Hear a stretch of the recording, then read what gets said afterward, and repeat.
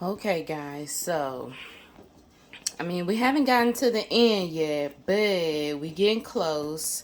And as you can see, the contents of the pot have arisen to the top. And as it gets warmer, as it gets hotter, it bubbles to the surface. So you kind of have to keep the spoon in there to keep it, also, to keep it stirred for one, but to keep the contents from sticking to the bottom. And as my granny used to say, you don't want it to scotch the pot. Okay, so I'm just gonna stir and stir and stir. Now, I don't know how long this is gonna take. And the reason why I didn't record the cakes is, I'm gonna record that a little later at some point. And but here's the thing: with most of the cakes, they're pretty much the same. The ingredients do change, yes, but how you make them, it's really all about the technique. A lot of the cakes are the same. They pretty much got the same way that you handle the flour, that you handle the eggs. And but here's a tip to get the most out of your cake, to get the best quality. For me personally, and this is pretty much the same for most of the research that I've done when it comes to baking a cake. You want to make sure that your butter is soft. And I mean, sometimes you can cheat a little bit, throw it in the microwave for a couple seconds, but you actually get better results if you let that butter sit out and become room temperature. And that takes about an hour, depending on, the climate where you are. Here in Arkansas, in the summertime, it takes about an hour. Eggs. Now, for eggs can be a little tricky. I must admit, eggs can be a little tricky. For most recipes, you do want them to get room temperature too. Sometimes you don't want to cook with cold eggs. Sometimes cold eggs don't really matter. For the caramel cake, because it's just something about that old school texture. I don't like for the eggs to really sit out like that. For this cake, for some cakes you do, like the German chocolate cake, the pound cake. You want your eggs to get room temperature. It just makes the texture better.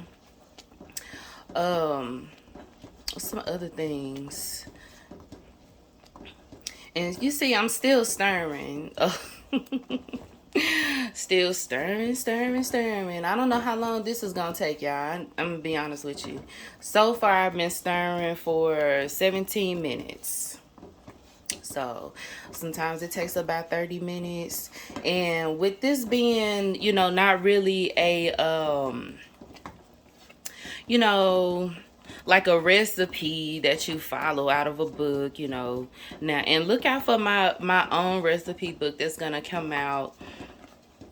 But when you cook with the elders, when we cook with our uh elders in the community, a lot of them really didn't use measurements.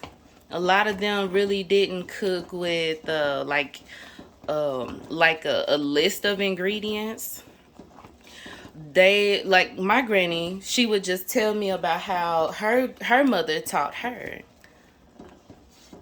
She was just in the kitchen. From the stories that I've heard, um, she had to begin cooking early, maybe around 6 years old. Because there were her mom had 10 children, so everybody had to help out around the house, on the farm, in the yard. So one of my granny's duties was working in the kitchen.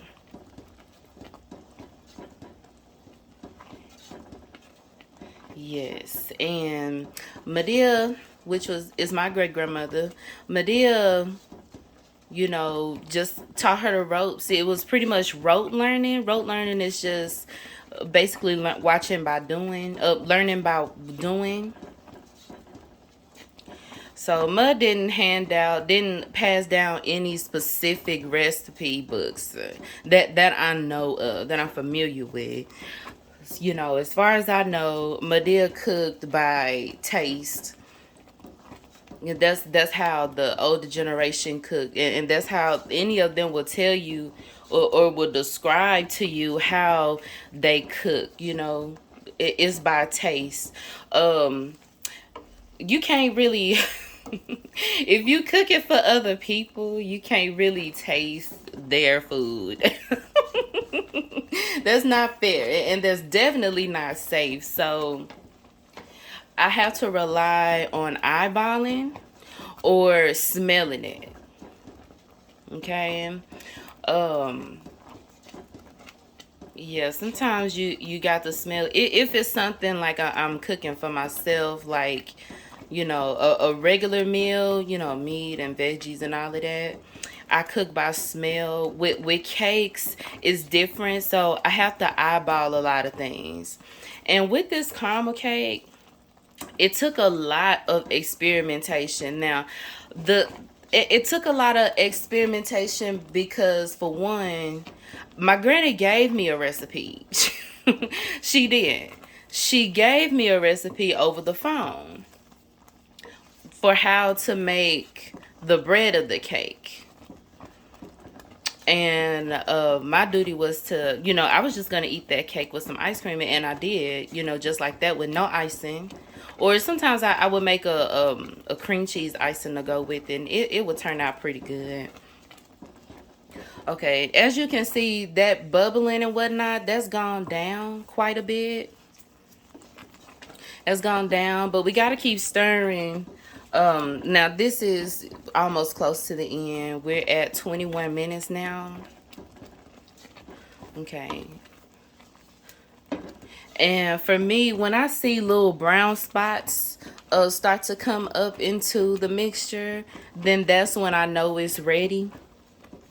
Right now I don't see any, so I gotta just keep on stirring. Yeah. Okay, so where was I as far as the caramel cake? Okay, so yeah, I had to. So when Granny initially gave me the recipe, and this was some years ago. This was probably around 2012, 2013 or so. She was like, we'll start out with this much of that ingredient or that much, and, you know, just kind of add as you go, just kind of feel your way around. So that's what I did. I pretty much had to feel my way around that cake. And after a while, I hadn't cooked it in a long time, and, you know, I'm, you know, kind of um I kind of feel a way about not asking her for that again. You know, and it's a couple of other recipes that I didn't get from her. That, of course, you know, I'm going to my favorite aunties to ask them to ask them about how to make that sweet potato pie, because nobody could make a sweet potato pie like my granny. But when it came to this, okay, so hold on, wait a minute, because I saw a little speck of a little brown spot, but okay, went back down. So we're gonna see if I see some more. Okay. But with this caramel cake, Granny never gave me the recipe for the icing because, me personally, I didn't really have a need for it. I mean, the caramel cake really was a favorite of, you know, I mean, I liked it, but, you know, my favorites were some of her other cakes. All right, guys. So I'm starting to see some little, you know, brown spots. So I'm gonna go ahead and cut this off. This is ready. You see this brown spot right here? This is what I'm talking about. I don't know if you can see that.